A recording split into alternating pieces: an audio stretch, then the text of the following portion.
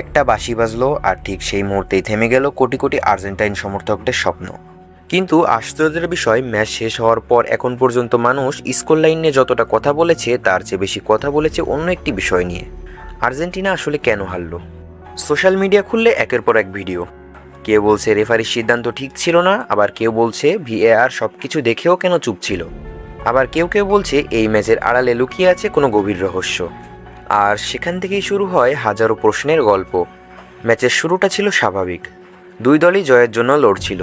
কিন্তু সময় যত যেতে লাগলো ততই কয়েকটি মুহূর্ত নিয়ে বিতর্ক বাড়তে থাকলো। সবার মনে একটাই প্রশ্ন, এই সিদ্ধান্তগুলো কি সত্যিই সঠিক ছিল? কিন্তু এখানেই গল্পটা অন্যদিকে মোড় নেয়। কারণ ফুটবল ইতিহাসে এমন ঘটনা এই প্রথম নয়। বিশ্বকাপের ইতিহাসে এমন অনেক ম্যাচ আছে যেখানে একটি সিদ্ধান্ত বছরের পর বছর বিতর্কের জন্ম দিয়েছে। কখনো ভুল অফসাইড, কখনো বিতর্কিত পেনাল্টি, আবার কখনো এমন একটি বাঁশি যেটি আজও মানুষ বলতে পারেনি।